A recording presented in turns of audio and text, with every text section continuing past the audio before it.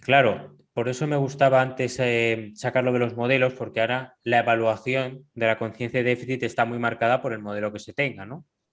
El Loles diferencia en su tesis las evaluaciones que lo que hacen es comparar la autoevaluación que hace el paciente con la calificación que le da un familiar o un cuidador. Luego estaría la evaluación que hace el profesional, el clínico, sobre la conciencia de déficit del paciente, la puntuación la da el clínico mismo. Y luego está lo que comentaba Loles, la comparación entre la autoevaluación y la actividad in vivo, ¿no? Entonces, Loles, ¿qué pruebas o qué test podemos encontrarnos en estos tipos de evaluaciones y qué interés puede tener evaluar cada parte, ¿no? ¿Qué interés tiene diferenciar esas tres partes? Pues sí, la verdad es que es muy interesante saber un poco cuando estamos evaluando qué estamos evaluando realmente y qué información nos va a dar. Tradicionalmente, el método de evaluación que más se ha usado es el que comentabas antes, que se trata de el paciente se puntúa en una escala cómo de bien cree que puede hacer algunas cosas, por ejemplo, preparar una comida o actividades del día a día, y el familiar también puntúa al paciente en rellena ese mismo cuestionario, pero desde su punto de vista. Cuando se comparan ambas puntuaciones, pues ya podemos imaginar, cuando el paciente tiene una percepción desajustada de la realidad, va a haber mucha discrepancia entre lo que puntúa el familiar y lo que puntúa el paciente. A mayor discrepancia, menor conciencia de déficit, ¿no? Claro. Pero ¿qué ocurre? Que también se sabe que muchas veces los familiares tienen también un poco de sesgo. Claro. Porque, claro, también es muy difícil a veces para el familiar asumir qué cosas su familiar no puede hacer del todo bien. Entonces, a veces ahí puede haber un poco de desajuste. Entonces, aunque es un método adecuado y tampoco va a haber mucha fluctuación, pero se crearon métodos alternativos que se basan más en el propio juicio del clínico que debe de conocer muy bien al paciente. Entonces, no se trata tanto de comparar en este caso, sino de que mediante una entrevista un poco más semiestructurada se le va preguntando al paciente qué cosas percibe que no puede hacer como antes, o si cree que es capaz de hacer tal cosa, o qué objetivo se plantea, y el clínico va puntuando, conociendo realmente las capacidades y la situación del paciente, si el discurso que está dando se ajusta con la realidad o no. ¿Vale? Por ejemplo, la escala que nosotros usábamos, pues hacía ese tipo de preguntas, desde que el paciente mencionase qué le había pasado y que diga, si el paciente verbaliza directamente, pues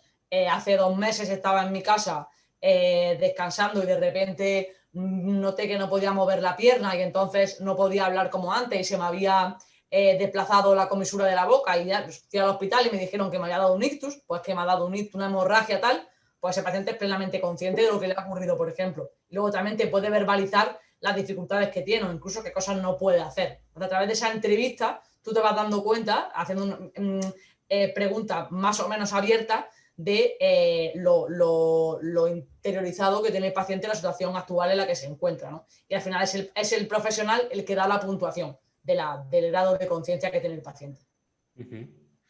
Durante el proceso de intervención en el CEADAC, comentas en la tesis que creasteis una escala, ¿no? Ad hoc con tres dimensiones, ¿no? La dimensión de lesión, la dimensión de déficit y discapacidad. Es una entrevista, ¿no? Semiestructurada, o sea, entraría dentro de la categoría de la evaluación que hace el clínico, ¿no? Eso es. Nosotros diseñamos justamente, se parecería mucho a otra escala que ya existe, que también tiene este formato, pero bueno, nosotros la adaptamos un poco al perfil de pacientes que teníamos en el centro y tenía esas tres, digamos, como esas tres dimensiones, que además entre sí son jerárquicas. Un poco lo apuntaba antes. El paciente primero tiene que ser consciente de la lesión. Si un paciente, cuando tú le preguntas, cuando está allí en el centro y va a hacer el primer día llega allí para que tú lo evalúes y le preguntas, bueno, ¿y por qué estás aquí? ¿Qué te ha pasado? Pues el paciente que es plenamente consciente de que ha tenido un ictus y de que no puede hablar y no puede andar y tal, pues te va a decir, pues mira, me dio un ictus hace 3 meses, no sé cuánto. Sin embargo, hay pacientes que te dicen, pues yo no sé por qué está aquí, es que mi mujer dice que tengo que venir. Ya, total. Claro, pues ahí ya empezamos a ver un poco por dónde van los tiros, ¿no? Y luego se va pasando de cuando no hay conciencia de lesión, difícilmente va a haber conciencia de déficit y conciencia de discapacidad.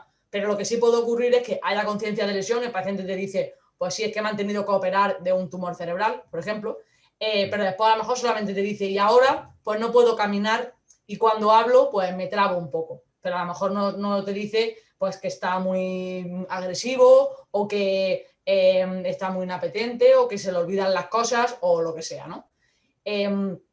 Después estaría el siguiente paso, que es, vale, soy consciente de mi lesión, soy consciente de los déficits que esta lesión me provoca y se es consciente al 100% cuando también existe esa conciencia de la discapacidad. Es decir, como sé que tengo una problemática determinada, soy consciente de que, por ejemplo, pues no puedo conducir o no puedo trabajar o no puedo vivir solo, por ejemplo, ¿no? Que son algunos de los ítems que forman parte de la escala que nosotros usábamos en el CEADAC. No se le preguntaba directamente en esa última parte al paciente, ¿y a día de hoy usted cree que podría conducir? Y ahí te das cuenta de si existe esa conciencia de discapacidad o no. Claro, el clínico tiene que conocer si el paciente realmente puede o no puede, ¿no? Claro, claro. A raíz de eso, un estudio posterior a la tesis de Loles de Humberto Vivona, que antes lo ha comentado, pues en ese artículo se hablaba de una nueva escala, ¿no? que tiene el acrónimo de SAMAS, ¿no? Self-Awareness Multilevel Assessment Scale, ¿no? Y parece que tiene en cuenta pues, un componente declarativo, componente emergente de la autoconciencia. Si nos puedes contar un poco en qué consiste esta escala y por qué vendría a ser una evaluación más fiable o más efectiva para la nosognosia que quizás las anteriores. ¿Qué viene a aportar? Pues justamente ellos lo que tuve la suerte de estar yo en Roma cuando se estaba baremando esta escala y de formar parte un poco del último proceso de elaboración. Y lo que ellos tenían idea era pues de mejorar un poco los instrumentos previos y de hacer una evaluación muy exhaustiva. Y está basado en lo que comentábamos antes, de evaluar tanto el concepto global de esa conciencia metacognitiva como, por ejemplo, en este caso, una parte de esta escala lo que se hace es que el clínico, haciendo tareas de rehabilitación dentro de su intervención, le pregunta al paciente, ¿cómo crees que vas a hacer esto? Dentro de la propia, y van puntuando una escala que se tarda pues un tiempo en rellenar, porque se va rellenando en diferentes momentos y situaciones a las que el paciente se enfrenta. Y es el clínico el que la va rellenando. También se le pregunta también una parte de anticipación, sobre cómo cree que va a poder hacer según qué tarea. Entonces se evalúan esas dimensiones que comentábamos antes de las que modelos previos en las que habían dividido la conciencia. Es verdad que al final da una puntuación muy pormenorizada, muy precisa, como siempre, pues requiere un poco más de tiempo y de dedicación, pero en el caso de querer contar con una puntuación más completa, está muy bien. Muy bien. Yo creo que ha quedado más o menos claro un poco el fundamento de la evaluación y cómo pues, no son simplemente test azarosos que se pasan, sino que tiene que haber modelos detrás. De hecho, eso es una característica bastante marcada, yo creo, de la neuropsicología y es que suelen tener modelos cognitivos, modelos explicativos para todo, ¿no? Y yo creo que eso le da un punto a favor. Sí que es verdad que luego hay muchos modelos que a veces pues, no parece que se puedan unir, pero a veces pienso que en otras áreas como la fisioterapia nos faltan esos modelos que expliquen luego las evaluaciones que pasamos o los tratamientos que hacemos. Entonces, en ese sentido, a mí me da la impresión de que hay cierta continuidad lógica desde la teoría hasta la práctica en la nosognosia.